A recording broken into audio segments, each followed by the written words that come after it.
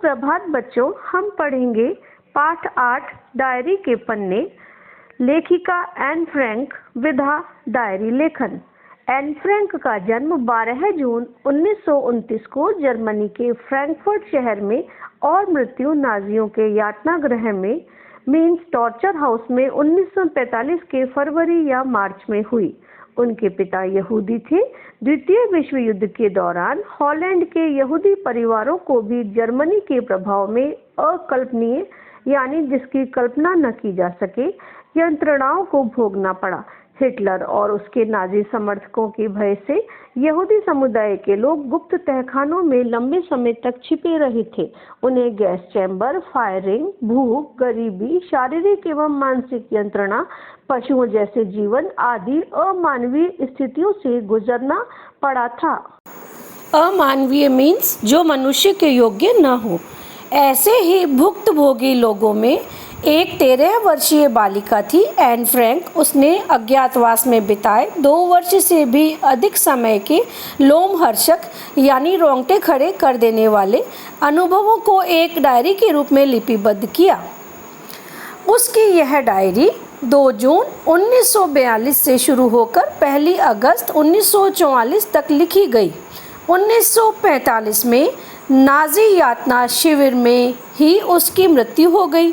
यह मूलतः डच भाषा में लिखी गई और 1947 में प्रकाशित हुई।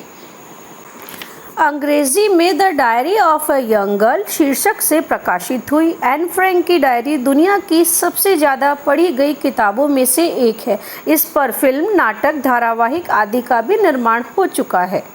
प्रस्तुत पाठ में उसी डायरी के कुछ लोमहर्षक अंश प्रस्तुत हैं। लोमहर्षक अर्थात रोंगटे खड़े कर देने वाला भाग प्रस्तुत हैं। बुधवार 8 जुलाई 1942। प्यारी किटी, ऐसा लग रहा है मानो रविवार के बाद से बरसों बीत गए हों। इतना कुछ हो गया है जैसे पूरी दुनिया ही उलट पुलट गई है। लेकिन जैसा कि तुम देख सकती हो किटी, मैं जिंदा हूँ। लेकिन यह मत पूछो कि कहाँ और कैसे। मैं तुम्हें शुरू से बताती हूँ कि रविवार को क्या हुआ था। लेखिका एन फ्रैंक प्यारी किटी नाम से संबोधित करते हुए डायरी लिख रही हैं। प्यारी किटी और कोई नहीं, डायरी ही है कि रविवार के बाद क्या हुआ था।